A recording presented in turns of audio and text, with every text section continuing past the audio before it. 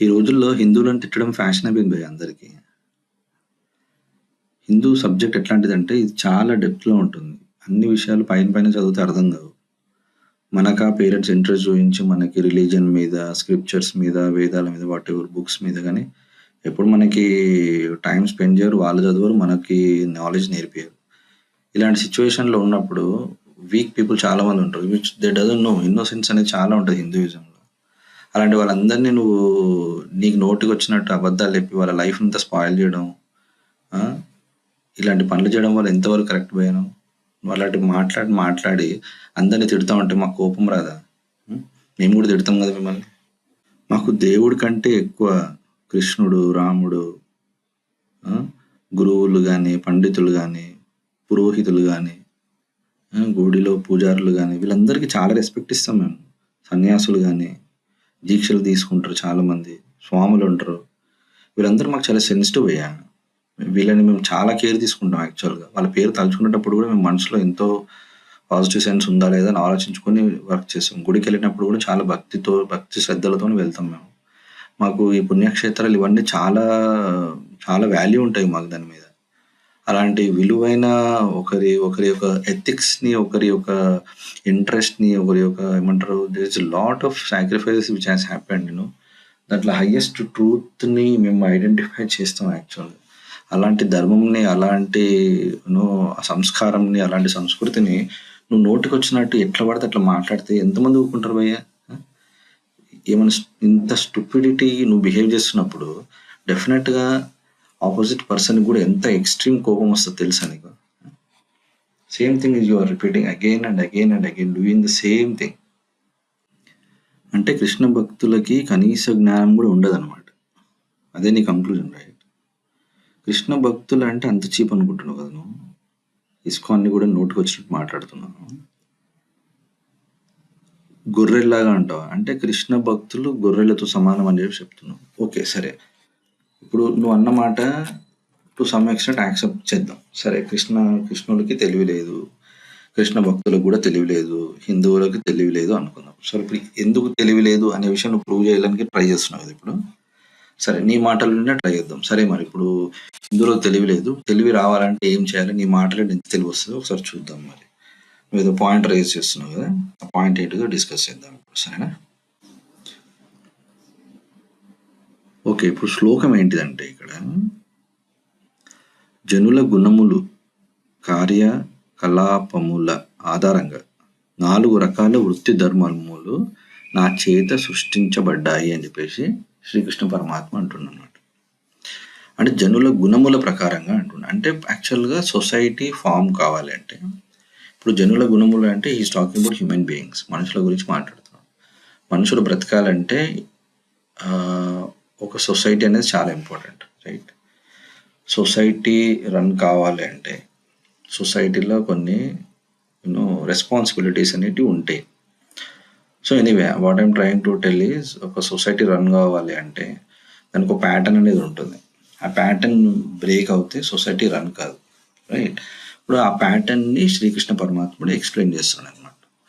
ఒక human beings బ్రతకాలంటే as you know like మనం చిన్నగా పుట్టినప్పుడు ఎట్లా ఉంటుందంటే మన కండిషన్ మనకి ఎవరో ఒకరు హెల్ప్ చేయాల్సిందే. మనకి ఊహ తెలిసి మన కాళ్ళ మీద మనం నిలబడే రోజు వచ్చేంత వరకు మనకి ఖచ్చితంగా చాలా సెల్ఫ్ సపోర్ట్ కావాల్సిందే. దాన్ని సెల్ఫ్ సపోర్ట్ అనొచ్చు, ఫ్యామిలీ సపోర్ట్ అనొచ్చు అట్లా అన్నమాట. సో మనకు సపోర్ట్ అనేది కావాలి. ఆ సపోర్ట్ అనేది సొసైటీ ప్యాటర్న్ అన్నమాట. ఆ ప్యాటర్న్ బ్రేక్ అయినప్పుడు human beings cannot survive. Human beings అనేవి ఎట్లా ఉంటుందంటే లాజిక్ డెఫినెట్‌గా నేను సఫర్ అయినంత నా పిల్లలు సఫర్ కావద్దని నేను అనుకుంటా. నేను ఎంత హ్యాపీగా బ్రతికానో నా పిల్లలు నాకంటే అంత ఎక్కువ హ్యాపీగా బ్రతకాలని అనుకుంటాం మనం. ఇప్పుడు everybody struggling. Like for example Satyanvesh ఉన్నాడు. ఎందుకు అంత కష్టపడుతున్నాడు? వీడియోస్ ఎందుకు తీస్తున్నాడంటే somewhere he felt that society is going in a wrong way. సొసైటీని కాపాడాలి, సొసైటీకి మంచి విషయాలు నేర్పియాలి, సొసైటీకి సేవ్ చేయాలి అనే యాటిట్యూడ్ పెట్టుకుంటారు జనరల్‌గా. ఇప్పుడు ఈ పర్సన్ పెట్టుకున్నాడా లేదా అనేది డెఫినెట్‌గా మన వీడియోస్ ద్వారా మనకు తెలుస్తుంది. రైట్? ప్రతి ఒక్కరు అలాగే ఆలోచిస్తూ ఉంటారు. సొసైటీకి హాని జరుగుతుంటే తట్టుకోలేరన్నమాట. ఎందుకంటే ఒకరు మంచి చేయాలనే ఆలోచన అందరికీ ఉంటుంది. ఇప్పుడు డెఫినెట్‌గా తను వాయిస్ రైజ్ చేసినట్టు నేను కూడా నా వాయిస్ రైజ్ చేస్తున్నాను. సో ప్రతి హిందువు అలాగే చేస్తాడన్నమాట. హిందువులు ప్రత్యేకంగా సొసైటీకి హెల్ప్ చేయాలి, సొసైటీ గ్రో కావాలి, సొసైటీకి ఏది ఉపయోగపడుతుందో దాని గురించి ప్రయత్నాలు చేస్తుంటాడనమాట. హిందూస్‌ని నువ్వు you cannot compare with any other practices కావచ్చు, ఏదన్నా కావచ్చు. హిందూస్ ఆర్ రియల్లీ స్పెషల్ యాక్చువల్‌గా చెప్పాలంటే. రైట్. హిందువులను ఎక్కువ పొగడడం కూడా కరెక్ట్ కాదు. బట్ ఫ్యాక్టే కాబట్టి nobody can hide from this. So that is the truth. So now Srikrishna పరమాత్ముడు ఏం చెప్తున్నాడంటే ఇక్కడ జనులకి కొన్ని గుణాలు ఉంటాయి, రైట్? ఇప్పుడు గుణాలు ఉండాలి. ఎందుకంటే సొసైటీ ప్యాటర్న్ ఫామ్ కావాలంటే, సొసైటీ రన్ కావాలంటే, యాజ్ యు నో దట్ మనం చిన్నగా ఉన్నప్పుడు ఊహకు వచ్చేంత వరకు మనకు ఒక సపోర్ట్ కావాలి, ఒక లెర్నింగ్ సెంటర్ కావాలి, రైట్? మనకు గైడ్ కావాలి, మనకి కేర్ టేకర్స్ కావాలి. అంటే ఎట్లా ఉంటుందంటే ఒక హ్యూమన్ బీయింగ్ గ్రో కావాలంటే సేఫ్టీ ఉండాలి, సెక్యూరిటీ ఉండాలి, కేర్ టేకర్ ఉండాలి, నాలెడ్జ్ షేరింగ్ చేసే వాళ్ళు ఉండాలి. అండ్ ఇవన్నీ దాంతో పాటు మళ్ళీ మన ఫ్యూచర్ని జాగ్రత్త పరచడానికి, మన ఫ్యూచర్లో ఉపయోగపడే వస్తువులు కూడా ఇప్పుడే రెడీగా ఉండాలి.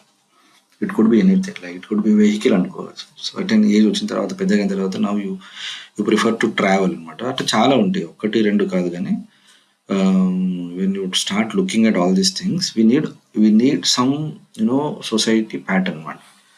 అయితే సొసైటీ ప్యాటర్న్ ఉండాలి కాబట్టి, సొసైటీ రన్ కావాలి కాబట్టి శ్రీకృష్ణ పరమాత్ముడు ఒక చిన్న సేలియన్ ఫ్యూచర్ లాగా ఒక గైడ్ లైన్ ప్రపోజ్ చేస్తున్నాడు. ఏమైనా ప్రపోజ్ చేస్తున్నాడు అంటే, ఫర్ ఎగ్జాంపుల్ ఒక ఆఫీస్ రన్ కావాలంటే you need a manager, you need finance department, you need design department, you need construction department, what ever it is. If you talk about any builder proposal అనుకుంటే, అలాంటి ఆఫీస్లో you need execution department also, you need a department which works on ideologies, research centre, అట్లా ఏదైనా కావచ్చు అనమాట. ఇలాంటివన్నీ ఉంటే ఒక కంపెనీ రన్ అవుతుంది అని చెప్తున్నాను అనమాట. ఇక్కడ సింపుల్గా శ్రీకృష్ణ పరమాత్ముడు ఈ గుణాలు ఉండాలి నీకు అని చెప్తున్నాడు. నీకు 4 రకాల వృత్తి ధర్మాలు. ఆ వృత్తిని మనం ధర్మం ఎందుకు అంటామంటే దానివల్లే మనం బ్రతుకుతుంటాం అనమాట, రైట్? ఇప్పుడు అగ్ని యొక్క ధర్మం ఏంటిది? ఆ ధర్మం వల్లనే బ్రతుకుంది. అగ్ని అనేది బ్రతుకుంది అంటే ధర్మం వల్లనే. దానికి ఒక కాల్చడం అనేది ఒక గుణం ఉంటుంది అనమాట. ఆ గుణాన్ని నువ్వు పాజిటివ్గా వాడుకుంటే నీకు పాజిటివ్ రిజల్ట్స్ వస్తాయి, నెగిటివ్ వాడుకుంటే నెగిటివ్ రిజల్ట్స్ వస్తాయి. బట్ రిజల్ట్స్ అయితే వస్తాయి. That is called energy. ఎనర్జీకి ఒక ప్యాటర్న్ ఉంటుంది. ఆ ప్యాటర్న్ ధర్మం అంటాం మనం. వృత్తికి కూడా ధర్మం ఉంటారు, వృత్తి ధర్మం. For example, if you belong to certain family, so if you belong to certain family, that is one thing. ఆ ఫ్యామిలీకి తగ్గట్టుగా నువ్వు రెస్పెక్ట్స్ క్రియేట్ చేసుకోవాల్సి వస్తుంది. ఇక్కడ చాలామంది కన్ఫ్యూజ్ అవుతారు అనమాట. అఫ్ కోర్స్ కన్ఫ్యూజ్ అవ్వాల్సిందే. ఇక్కడ there is no option actual చాలా మంది. ఎందుకంటే if you belong to Brahmin family, now you have to practise Brahmin things practise చేయాలి. సరే, ఇప్పుడు కులంలో బ్రాహ్మిన్ ఫ్యామిలీ అనగానే నేను గొప్ప, వేరే కులపు వాళ్ళు గొప్ప కాదు అనే ఒక కాన్సెప్ట్ని బ్రాహ్మిన్స్ క్రియేట్ చేసుకున్నారు. అఫ్ కోర్స్ క్రియేట్ చేసుకున్నారు. I also accept. శూద్రులు ఉన్నారు. శూద్రులు కూడా ఒక పర్స్పెక్టివ్, ఒక టైం వచ్చిన తర్వాత they started thinking that they are superior actually, because they are doing the major work. అట్లా అన్ని కులాల వాళ్ళు అనుకున్నారు. క్లాస్లో కూడా మనం అనుకున్నట్టు కమ్యూనిటీస్ ఫామ్ అయిపోతాయి, గ్రూప్స్ ఫామ్ అవుతాయి, డిఫరెంట్ గ్రూప్స్ ఫామ్ చేస్తారు, డిఫరెంట్ టీమ్స్ ఫామ్ చేస్తారు. Every team believes that they are the best అనమాట. సో ఇది జనరల్గా హ్యూమన్ కాన్షియస్లో ఇగ్నోరెన్స్ ఉన్నప్పుడు ఇలాంటి ప్యాటర్న్స్ ఫామ్ అవుతాయి. There is nothing wrong with that, right? So ఇక్కడ ఏమైందంటే భగవంతుడు నీకు 4 గుణాలు ఇచ్చిన అంటుండు, కానీ నేను మిమ్మల్ని 4 కులాలుగా డివైడ్ చేసి నాకు ఈ ఒకటే కులం ఇష్టం అని చెప్పేసి దేవుడు అన్నుంటేనా? నాకు బ్రాహ్మణులే ఇష్టము, బ్రాహ్మణులను తప్ప నేను ఎవరిని ముట్టుకోను, నాకు ఎవ్వరు పడరు, లేకపోతే సంథింగ్ లైక్ నా బ్రాహ్మణులే శ్రేష్టము, శూద్రులు కాదు, ఆరు శూద్రులే శ్రేష్టము, బ్రాహ్మణులు కాదు, నాకు ఒకటే కులం గొప్ప, మిగిలిన వాళ్ళు ఎలాంటి పనులు అంటే, ఇప్పుడు ఎట్లా ఉండాలంటే యాక్చువల్గా ఇప్పుడు స్కూల్లో టీచర్ చదువు చెప్తుంది, లేకుంటే చదువు చెప్పే వాళ్ళని మనం టీచర్ అంటాం. ఇప్పుడు నేను ఆర్గ్యూ చేయొచ్చు, టీచర్ చదువు ఎందుకు చెప్పాలి? ఎవరైనా చెప్పొచ్చు కదా చదువు, ఎవరి చదువు అసలు చెప్పాలి, నువ్వు టీచరే చదువు చెప్పాలి, బ్రాహ్మణులే పూజ చేయాలి, శూద్రులు పూజ చేయకూడదు అని క్వశ్చన్ రేజ్ చేస్తాం. టీచర్ చదువు చెప్పకుంటే డాక్టర్ చెప్తాడు, ఎట్లా చేద్దాం మరి? చదువు చెప్పలేదు, ఇప్పుడు డాక్టర్ ఏం చేయాలి? డాక్టర్ ఎందుకు ఆపరేషన్ చేయాలి? మాకు రాదా?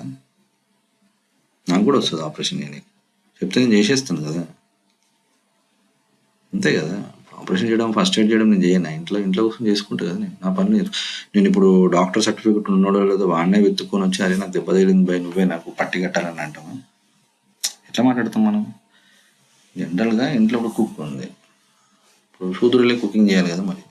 బ్రాహ్మణులు పూజ చేస్తారు. మరి ఇంట్లో ఏమంటారు, ఇంట్లో ఫ్యామిలీ కుకింగ్ ఫ్యామిలీ చేసుకుంటుంది. శూద్రుడు పనులు చేసుకుంటారు. బట్టలు ఎవరు పెడతారు నీకు? మీ ఇంట్లో బ్రాహ్మిన్స్, మీ ఇంట్లో మీ ఇంట్లో బట్టలు ఉండకూడదు కదా నీకు. అసలు ఇంట్లో వాషింగ్ మిషన్ కూడా ఉంటుంది. బట్టలు తీసుకెళ్ళి శూద్రుడు ఇంట్లో పడేసి రావాలి. కొన్ని పనులు శూద్రులకే ఇచ్చిండు దేవుడు. ఇప్పుడు దేవుడు ఏమంటుండంటే, గుణాలను బట్టి నిన్ను శూద్రుడు అంటారు అనమాట. నీరు శూద్రుడు ఉండాల్సిందే, నీరు బ్రాహ్మణుడు కూడా ఉంటాడు. ఎట్లయితే మరి ఇప్పుడు శూద్రుడు వాళ్ళ ఇంట్లో దేవుడు రూమ్ ఉండదా? ఉంటుంది కదా. పూజలు చేసుకుంటారు వాళ్ళు, దేవుడిని మొక్కుతారు, పండుగలు సెలబ్రేట్ చేసుకుంటారు. శూద్రులు పండుగలు సెలబ్రేట్ చేసుకోలేదా? కానీ ఒకప్పుడు శూద్రులు సఫర్ అయినరా లేదా? శూద్రులు ఎందుకు సఫర్ అయినరు? భగవద్గీత వల్ల సఫర్ అయినరా? దేనివల్ల సఫర్ అయినరు? బికాజ్ శూద్రులకు బ్రాహ్మణులకు పడతలేదు.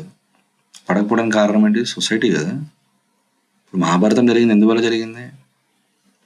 యాక్చువల్లీ మహాభారతం తర్వాత భగవద్గీత రాయబడ్డది అనుకుందాం ఫర్ ఎగ్జాంపుల్. మరి మహాభారతంలో యుద్ధం జరిగిందా లేదా? మరి బుక్ రాసిన తర్వాత కదా. మరి ఎట్లా మరి మహాభారతం జరిగింది అన్ని బుక్తో కంపేర్ అయితే ఫస్ట్ బుక్ రాసిన తర్వాత నుండి ఇప్పుడు కాన్స్టిట్యూషన్ ఫామ్ అయింది.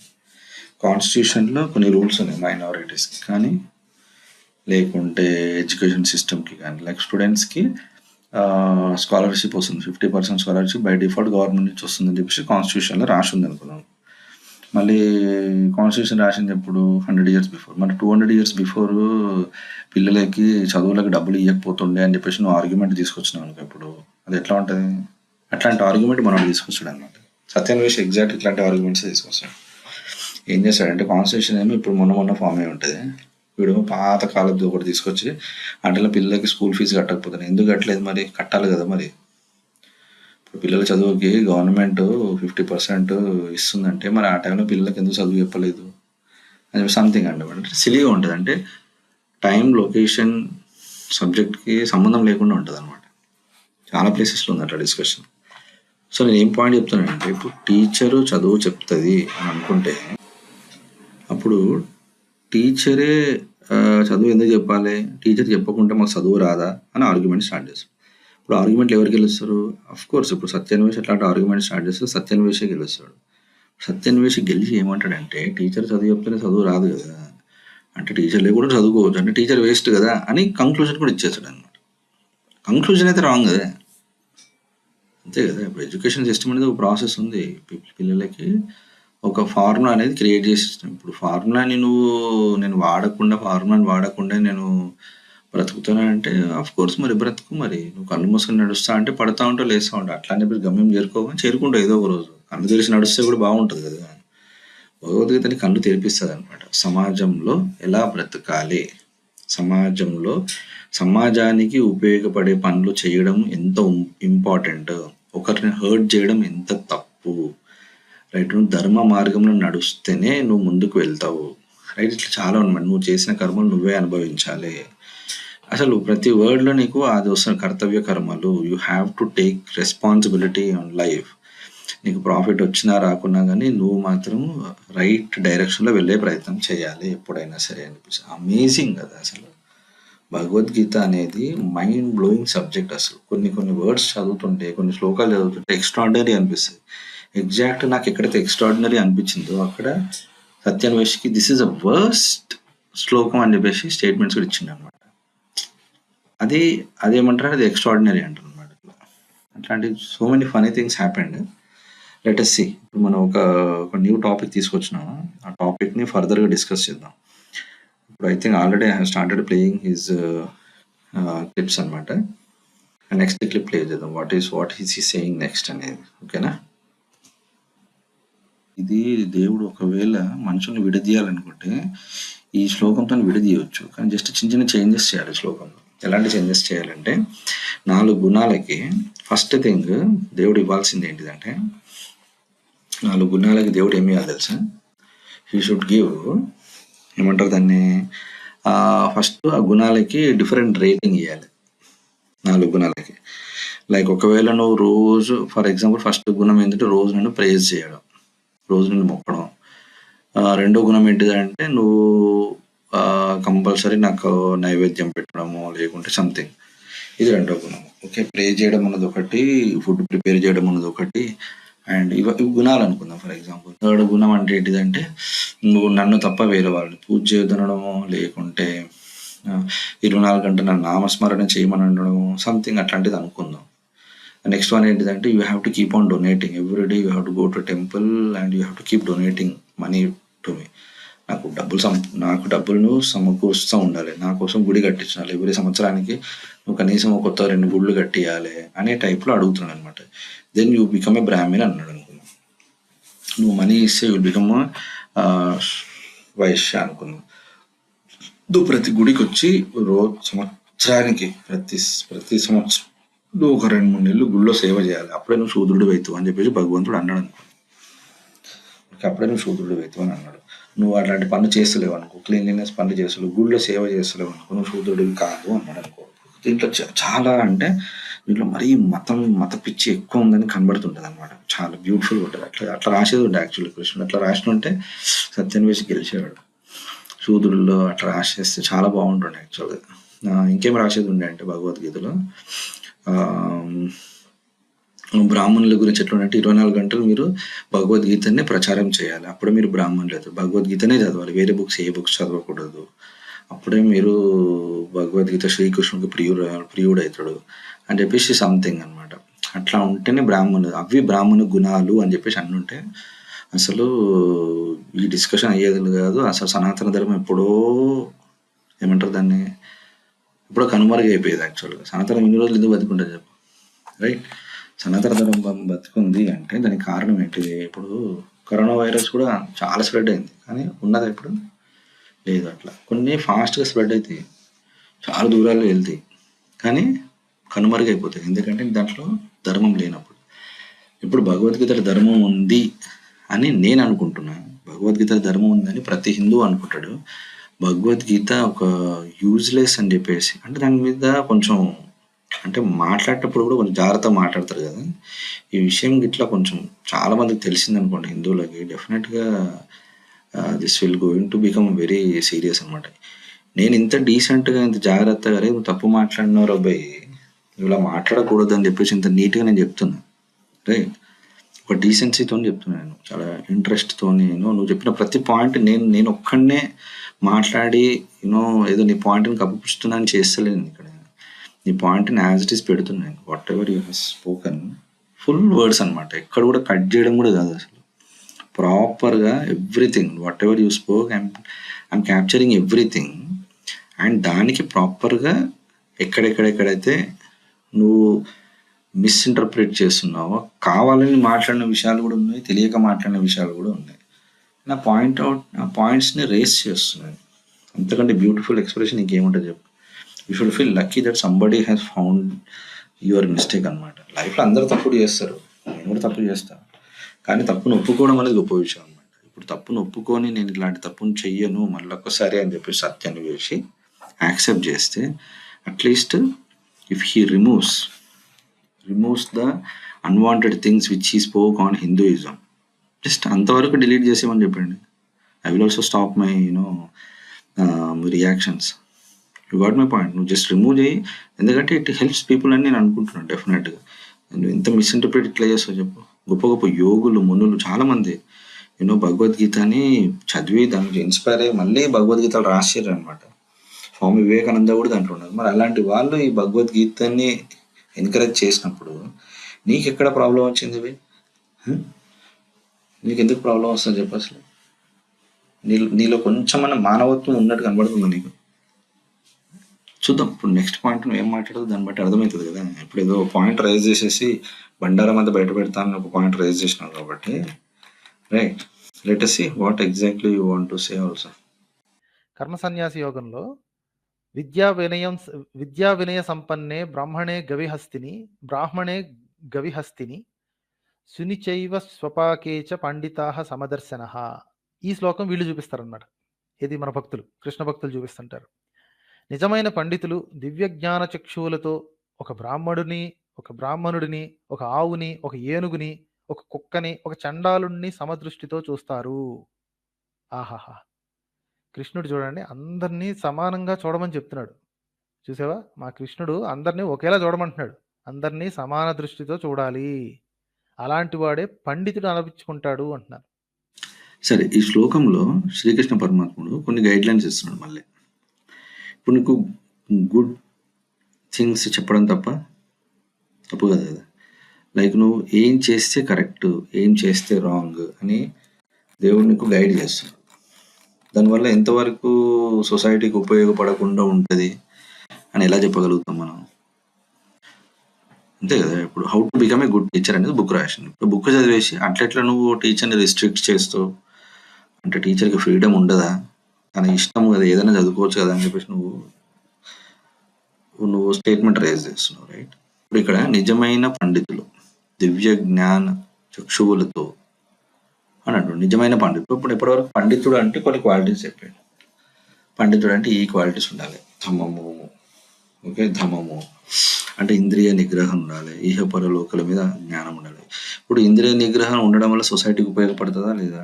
ఆఫ్ కోర్స్ ఉపయోగపడుతుంది. అంటే బ్రాహ్మణుడికి ఉండే గుణాల మీద మనం ఫోకస్ చేసినప్పుడు బ్రాహ్మణుడి వల్ల సొసైటీకి ఉపయోగం ఉందని క్లియర్గా అర్థమవుతుంది. ఎందుకంటే అట్లాంటి decency, discipline, concentration, focus, commitment ఇట్లాంటి మెంటాలిటీ ఉండే వాళ్ళని బ్రాహ్మణులు అంటారని చెప్పేసి భగవద్గీతలో రాసి ఉంది, రైట్? శ్రీకృష్ణ పరమాత్ముడు అంటాడు అనమాట. ఇప్పుడు అలాంటి క్వాలిటీస్ ఉండడం వల్ల అలాంటి క్వాలిటీస్ ఉన్న వాళ్ళ దగ్గర మనం ఎట్లా పెరుగుతాం? అదే డిసిప్లిన్ వస్తుంది కదా. సొసైటీలో అదే ప్రాబ్లం కదా. డిసిప్లిన్ లేదు, లేజినెస్ ఉంది, మిస్ఇంటర్ప్రిటేషన్ ఎక్కువ ఉంది, మోసం చేయడం ఎక్కువ ఉంది అనమాట. మాటలతో కూడా మోసం చేస్తుంది. లైక్ సత్యాన్ని వేసి మోసం చేస్తుంది కదా ఇప్పుడు మనకి, రైట్? అయితే ఇప్పుడు ఈ శ్లోకంలో ఏదో పెద్ద మిస్టేక్ ఉందని సత్యాన్వేషి పర్స్పెక్టివ్ అనమాట. ఇంకా నేను ఎక్స్ప్లెయిన్ చేయలేదు, తన ఎక్స్ప్లెనేషన్ మనం విందాం. ఫస్ట్ మన ఎక్స్ప్లెనేషన్ ఏంటిదో చూద్దాం మనం అసలు. అయితే ఇక్కడ ఏం చేస్తున్నాడంటే ఒక గుడ్ టీచర్ ఎలా ఉండాలి అనేది చెప్తాడు. ఇప్పుడు గుడ్ టీచర్ ఎలా ఉంటుంది? టీచర్ అందరికీ సమానంగా చూడాలి వద్దా? స్టూడెంట్స్ ఉన్నారు, ఒక 100 మెంబర్స్ ఉన్నారు అనుకుందాం, 50 మెంబర్స్ ఉన్నారు అనుకుందాం, 20 గర్ల్స్ 20 బాయ్స్, ఓకే, 50 అనుకుంటే 25 అనుకుందాం. అయితే ఇప్పుడు టీచర్ అందరినీ సమానంగా చూడాలి వద్దా? ఒకవేళ నిజమైన టీచర్ అయితే అందరికి సమానంగా చదువు చెప్తారు. సమానంగా అట్లా చూసి గర్ల్స్ బాయ్స్ సమానం ఎట్లా అవుతారు అని నువ్వు క్వశ్చన్ రేజ్ చేసే ఛాన్స్ ఉందా ఇక్కడ అనేది ఒకటి, రైట్? నెక్స్ట్, ఇప్పుడు సమానత్వం అనేది, ఈక్వాలిటీ అనేది ఎలా చూడాలి? ఫర్ ఎగ్జాంపుల్ రోడ్డు ఉంది, గ్రీన్ సిగ్నల్ పడ్డది, ఓకే. గ్రీన్ సిగ్నల్ పడితే ఇప్పుడు రెడ్ సిగ్నల్ పడ్డప్పుడు అక్కడ సైకిల్ కూడా ఆగింది, మెర్సిడీస్ బెంజ్ కూడా ఆగింది సేమ్ రోడ్డు మీద. ఇప్పుడు సిగ్నల్కి 2 వెహికల్స్ సేమ్ రెస్పెక్ట్ ఇవ్వాలా వద్దా అనేది క్వశ్చన్. అట్లా ఇస్తాం? సైకిల్తో చేసే పనులు కార్తో చేయలేము కదా మనం. కార్తో చేసే పనులు సైకిల్తో చేయగలుగుతామా? ఇప్పుడు ఇద్దరికి సమానమైన హక్కు ఎట్లా ఉంటుంది? రెడ్ సిగ్నల్ పడ్డా మెర్సిడీస్ బెంజ్ వెళ్ళిపోవాలి యాక్చువల్గా, ఎందుకంటే దాన్ని ఎవరు ఆపకూడదు. ఇట్ ఈస్ వెరీ ఎక్స్పెన్సివ్ కదా, అది స్పెషల్ కదా, అది రోడ్డుకే వాల్యూ తీసుకొస్తుంది అది. ఇప్పుడు అట్లాంటి వాడిని నువ్వు ఎట్లా ఆపుతావు? నువ్వు ఆపొద్దు కదా. సైకిల్ అంటే ఆపాలి, వాడు వేస్ట్ ఫెయిల్ వాడు అని నువ్వు ఒకళ్ళు ఆర్గ్యూ చేస్తే నీకు తెలివి ఉందనుకోవాలి, లేదనుకోవాలి? ఖచ్చితంగా తెలివి లేదనుకోవాలి కదా. అట్లాంటి వాడు కనబడితే ఏం చేస్తాం మనం? నియరెస్ట్ మెంటల్ హాస్పిటల్కి తీసుకెళ్తాం అనమాట. ఇప్పుడు నువ్వు అన్నెసెసరీగా ఆర్గ్యుమెంట్ చేస్తే నీకు ట్రీట్మెంటే ఇంపార్టెంట్ కదా భయ్య, కామన్ సెన్స్ కదా ఇది. ఇప్పుడు నిజమైన పండితులు దివ్య జ్ఞాన చక్షువులతో అంటే వాళ్ళు ఎంత ప్యూరిఫికేషన్ ఫామ్ అవుతుంది వాళ్ళు. They become so pure, so intelligent, so intellectual. అంటే ఇక్కడ పండితులు, నిజమైన పండితులు ఎవరిని అంటారంటే వాళ్ళకి అందరు సమానంగా కనబడతారు అన్నమాట. లేకుంటే అందరినీ సమానంగానే చూస్తారన్నమాట. అందరికి ఈక్వల్ రెస్పెక్ట్ ఇస్తారనమాట. ఎందుకంటే అందరిలో పరమాత్ముడే ఉన్నాడని అర్థం అనమాట. సో ఇది ఇప్పుడు నెగిటివ్గా అర్థం చేసుకుందామా? ఫస్ట్ మనం పాజిటివ్గా ఇంకొంచెం డెప్త్గా అర్థం చేసుకుంటే బెటర్ అనుకుంటాను నాకు తెలిసి. సరే, ఇప్పుడు నిజమైన పండితులు ఎలా చూస్తారంటే ప్రతి ఒక్కరిని ఒకటేలాగా చూస్తారు. అంటే వాళ్ళకి చెట్టు కానీ, పుట్ట కానీ, ఒక పాము కానీ, ఒక ఆవు కానీ అన్నిటినీ సమానంగా చూడడం నేర్చుకుంటారు వాళ్ళు. వాళ్ళకి చెట్టులో కూడా ఆ పరమాత్ముడు అదే ఎనర్జీ కనబడుతుంటుంది. ఒక పాములో, కాటు వేయడానికి వస్తున్న పాములో కూడా అదే కనబడుతుంది.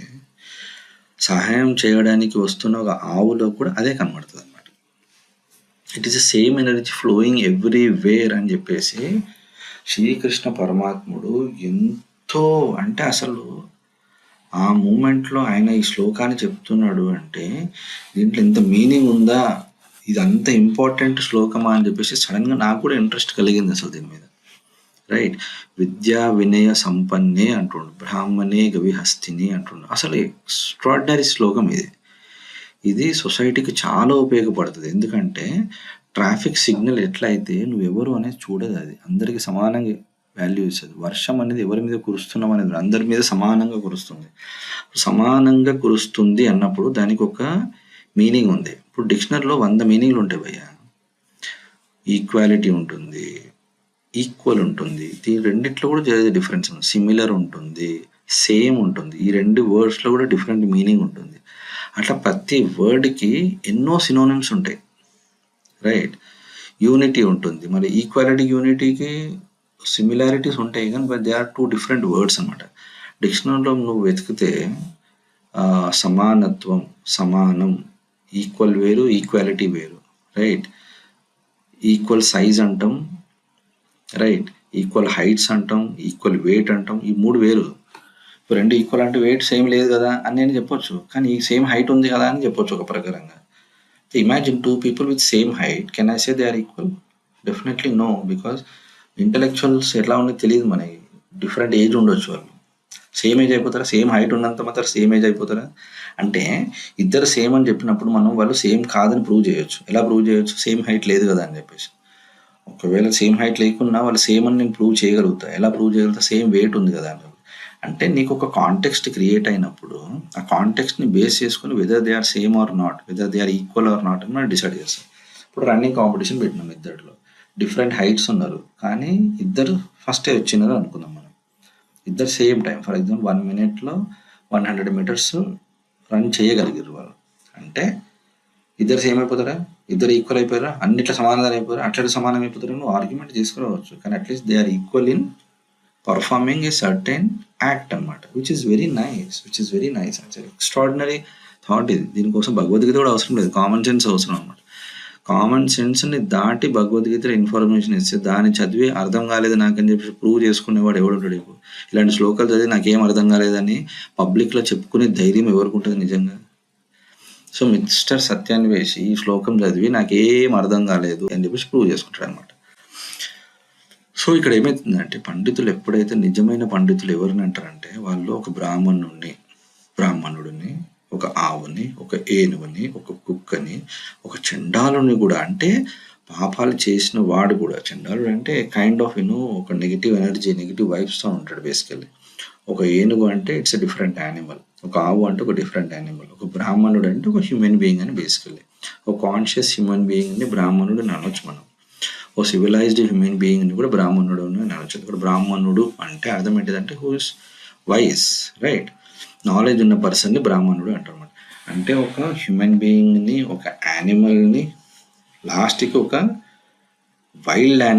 వైల్డ్ థాట్స్ ఉండే పర్సన్ని కూడా. ఈ ముగ్గురులో ఆ సేమ్ ఎనర్జీ ఫ్లో అవుతుంది. ఇప్పుడు ముళ్ళులో, పువ్వులో రెండిట్లో సేమ్ ఎనర్జీ ఫ్లో అవుతుంది. ముళ్ళు యొక్క పర్ఫార్మెన్స్ డిఫరెంట్ ఉంది, బికాజ్ అది నెగిటివ్ ఎనర్జీ ఫామ్ అయింది అనుకుందాం. ఫర్ ఎగ్జాంపుల్ ముళ్ళులో నెగిటివ్ ఎనర్జీ ఫామ్ అయ్యి it has converted into a thorn. అది పాజిటివ్ ఎనర్జీ ఉన్నదంతా ఒక ఫ్లవర్ కింద ఫామ్ అయ్యింది, రైట్. ఇప్పుడు ఒక బ్రాహ్మణుడు ముళ్ళుని, పువ్వుని సమానంగా చూస్తాడు అనమాట. సమానం ఎట్లా చూడాలి అనే డౌట్ రాకూడదు యాక్చువల్గా. ఇద్దట్లో అదే ఎనర్జీ ఫ్లో అవుతుంది. ఆయననే కదా పరమాత్ముడు, అందుకే అంటాడు అనమాట. గాడ్ కాన్షియస్నెస్ అనేది అర్థం కూడా అంత ఈజీ టాస్క్ కాదు, right. It is so extraordinary, so interesting, so nice, so simple, so beautiful. ఇక నీకు ఎన్ని వర్డ్స్ చెప్పినా సరే కానీ తక్కువ అన్నమాట. తల్లిదండ్రులకి వాళ్ళిద్దరు పిల్లలు, ఆడపిల్ల అండ్ మగ పిల్లాడు, boy and girl, both are same అన్నమాట. That's so beautiful. దట్ ఒక చండాలుడికి, ఒక బ్రాహ్మణుడికి తేడా లేదు, ఇద్దరిని ఒకే రకంగా చూడమంటున్నాడు. ఇద్దరు ఒకటే అంటున్నాడా? ఇద్దరిని ఒకే రకంగా చూడమంటున్నప్పుడు ఏమవుతుందంటే సిచ్యువేషన్ ఎట్లా ఉంటుంది తెలుసా? హ్యూమన్ యొక్క సెన్సెస్ ఏవైతే ఉన్నాయో ఒకే రకంగా చూడడం, అనేది దానికి ఒక డిఫరెంట్ మీనింగ్ ఉందన్నమాట. డిఫరెంట్ సెన్స్ ఉంది. ఎలా అంటే ఇప్పుడు గుడికి వస్తారు చాలామంది, ఆర్ స్కూల్లో పిల్లలు చదువుకోవడానికి వస్తారు. అందరినీ సమానంగా చూడాలా వద్దా? సమానం కారు, అందరికీ సమానంగా ట్రీట్ చెయ్యం మనం. చూడడం అనేది ఎట్లా చెప్పాలి, ట్రీట్ అనే దాంట్లో కూడా చూడడం ఉంటుంది యాక్చువల్గా. దీనికి ఇంకో వర్డ్ ఇట్లా చెప్తాం. ఫర్ ఎగ్జాంపుల్ నాకు మంచి కాంటెక్స్ట్ దొరుకుతుంది. స్కూలే బెటర్ కాంటెక్స్ట్ అని అనుకుంటున్నాను నేను. స్కూల్లో అందరు వస్తారు, స్కూల్కి అందరు సమానమే. బిగ్ కాంటెక్స్ట్లో ఆలోచిద్దాం. లైక్ స్కూల్లో teacher, student, staff members, okay, ఇంకెవరు ఉంటారు, సెక్యూరిటీ గార్డ్ కావచ్చు, వీళ్ళందరూ సమానమే యాక్చువల్గా. స్కూల్లో అందరికీ సమాన హక్కు ఉంటుంది. ఎలా ఉంటుంది? అందరికీ రెస్ట్ అవసరం, అందరికీ మినిమం టైం పీరియడ్ ఏదైతే ఉంటుందో 8 hours కానీ 7 hours, they are given so much time, and ఆ టైంలోనే వర్క్ చేయాలి. కొందరికి తక్కువ టైం ఇచ్చి కొందరికి ఎక్కువ టైం ఇచ్చి ఇట్లా కన్ఫ్యూజ్ అయ్యాం మనం. రైట్, పిల్లలు ఉన్నారు, పిల్లలు అన్నంత మాత్రాన వాళ్ళు 24 గంటలు చదవాలని చెప్పేసి మనం ఫోర్స్ చేస్తామా? అందరికి సమాన హక్కు ఇస్తాం. హక్కు అన్నప్పుడు ఏమవుతుంది అంటే, హక్కు అన్నప్పుడు సమానంగా చూడాలన్నప్పుడు అందరికి ఈక్వల్ ఫ్రీడమ్ ఇవ్వాలి అనేది క్వశ్చన్ అనమాట. ఇప్పుడు అదే స్కూల్లో ఈవెన్ గోమాత కూడా ఉంది, గోశాల ఉంది. ఓకే, ఇప్పుడు గోశాలలో గోమాతకు కూడా సమానంగానే చూస్తాం. సమానంగా ఎలా చూస్తామంటే, ఆవు తినే తిండి పిల్లలు తింటారా? మరి సమానమైనప్పుడు ఇద్దరు సేమ్ ఫుడ్ తినాలా అనేది క్వశ్చన్ వస్తుంది ఇక్కడ. That is very interesting thing. ఇప్పుడు ఇక్కడ సమానము అనే పర్స్పెక్టివ్ని ఎన్ని విధాలుగా ఆలోచించవచ్చో చూద్దాం. ఫర్ ఎగ్జాంపుల్, ట్రైన్లో అందరికీ ఎక్కే హక్కు ఉందా లేదా? అందరికీ సమాన హక్కు ఉందా లేదా? ట్రైన్ ఎక్కడం అందరికీ సమాన హక్కు ఉందా? అఫ్ కోర్స్ ఉంది కదా సమాన హక్కు. అట్లా అని చెప్పేసి నువ్వు ఏనుగుని, బర్రని ట్రైన్లో తీసుకెళ్తావా? అంటే దానికి హక్కు లేదా అంటే హక్కు ఉంది, కానీ అది హ్యూమన్స్ కోసం డిజైన్ చేశారు కాబట్టి అక్కడ మనము బర్రెలను అలౌ చేయం, కుక్కల్ని పబ్లిక్ స్పేసెస్లో most of the time allow చేయమన్నమాట. అంటే దానికి హక్కు లేదని అర్థమా? ఒకవేళ బై మిస్టేక్ రోడ్డు మీదకి కుక్క వచ్చింది అనుకున్నాం అంటే పబ్లిక్ ప్లేస్, ఇప్పుడు పబ్లిక్ పార్క్ ఉంది, పబ్లిక్ పార్క్లో general dogs are not allowed అనుకున్నాం. రోడ్ అంటే కన్ఫ్యూజ్ అవుతాం కూడా. Public park you are playing, suddenly ఆ dog came to you and somebody brought that dog and the dog is creating nonsense అనుకున్నాం. ఒక nonsense create చేస్తలేదు అనుకున్నాం, it is playing with everybody. ఇప్పుడు కుక్కకి హక్కు అయితే ఉంది కదా, మనం దాన్ని పనిష్మెంట్ ఇవ్వం. అట్లెట్లా డాగ్ని గార్డెన్లోకి తీసుకొచ్చినావు అని చెప్పేసి, విచ్ ఈజ్ నాట్ అలౌడ్ అని చెప్పేసి నువ్వు పనిష్మెంట్ ఇవ్వడం స్టార్ట్ చేయవు. దానికి హక్కు ఉంది, కానీ is not necessary because it might create trouble to others. ఇదేంటంటే సొసైటీలో బ్యాలెన్స్ క్రియేట్ చేయడానికి కొన్ని స్టాండర్డ్స్, కొన్ని రూల్స్, కొన్ని సెట్ బ్యాక్స్ అనొచ్చు, కొన్ని డిస్టెన్సెస్ అనొచ్చు. ఇప్పుడు గర్ల్స్కి, బాయ్స్కి, ఇప్పుడు బస్సులో ముంగట గర్ల్స్ కూర్చోవాలి, వెనక సైడ్ అంటే ఉమెన్ అండ్ మెన్ అంటాం మనం. మేల్ ఫీమేల్ని డివైడ్ చేస్తాం బస్సులో. అంటే అసలు ముంగట బాయ్స్ కూర్చోకూడదా? అని నువ్వు బాయ్స్కి హక్కు లేదా? Men are not allowed to get up or get inside the bus from the front side. అట్లా కండిషన్స్ ఏం లేదు. సిచ్యువేషన్ వచ్చినప్పుడు we can break those rules, but when there is a demand you have to follow the rules అనమాట. For example, bus మొత్తం full అయిపోయింది, అప్పుడు ఆ టైంలో ముంగట నుండి బాయ్స్ని ఎక్కడం అనేది కరెక్ట్ కాదు. అది అంటే కామన్ సెన్స్ అక్కడ పనిచేసేస్తుంది నీకు. బస్సు ఖాళీగా ఉన్నప్పుడు నువ్వు బస్సు అసలు మొత్తం ఎంటీగా ఉంది, నువ్వు ఎక్కడి నుంచి ఎక్కినా డ్రైవర్ నేను ఏమన్నాడు. సో ఇక్కడ ఏమవుతుంది అంటే, rules will change according to your convenience. ఆ కన్వీనియన్స్ అనేది దానికి ఒక లిమిటేషన్ అనేది ఉంటుంది అనమాట. ఇప్పుడు ఇక్కడ ఈ శ్లోకంలో ఎంతో పెద్ద తప్పు చేసినట్టు, శ్లోకం అంతా అసలు ప్రపంచాన్ని తలకిందులు చేసినట్టు, లేకుంటే సొసైటీని స్పాయిల్ చేసేస్తున్నట్టు, లేకుంటే ఈ శ్లోకం వల్ల అసలు శ్రీకృష్ణుడు భగవంతుడే కాదు అని చెప్పేసి టైప్లో బ్రాహ్మణులు అసలు ఇది అని చేసి ఏదేదో మాట్లాడేసి మనోడు టూ మచ్ కన్ఫ్యూజన్ క్రియేట్ చేస్తాడు అనమాట. ఒకసారి ఆయన ఫర్దర్ కన్ఫ్యూజన్ ఏముందో చూద్దాం. సమానం అనే దానికి మనం చాలా డిఫరెంట్ పర్స్పెక్టివ్లో ఆలోచించాలి. వర్షం అందరి మీద సమానంగా పడుతుంది. అంత ఓర్పు, సహనము, అంత ధైర్యం వచ్చిన వాడే ఈ శ్లోకాన్ని అర్థం చేసుకోగలుగుతాడు అనేది కూడా ఒక గ్రేట్ కన్సర్న్ అనిపిస్తుంది నాకు. నీ మనసు ఎంత పరిశుద్ధంగా ఉంటే ఈ శ్లోకం అంత తొందరగా అర్థమవుతుంది నీకు. నీ మనసు ఎంత కఠినంగా ఉండి అంటే మొత్తం అది ఏమంటారు, ఎన్ని బ్యాడ్ వర్డ్స్ వాడినా అన్ని బ్యాడ్ వర్డ్స్ వాడొచ్చు ఇక్కడ. మురికిపోవడం అనొచ్చు, కుళ్ళిపోవడం అనొచ్చు, బత్తాయి గాళ్ళు ఇట్లాంటి కొన్ని కొన్ని వెరైటీ వర్డ్స్ వాడతావు కదా నువ్వు. ఆ వర్డ్స్ అన్నీ నీ మీద అప్లై అవుతాయి ఇక్కడ. You can just say those words looking at the mirror. అది నీకు ది బెస్ట్ పనిష్మెంట్ అనుకుంటా ఇన్ ద వరల్డ్ నాకు తెలిసి. Just stand in front of the mirror and what ever తిట్లు నీకు వస్తే జస్ట్ అట్లా తిట్టేసే సరదాగా నీకు నువ్వే పనిష్మెంట్ ఇచ్చుకోవచ్చు అనమాట.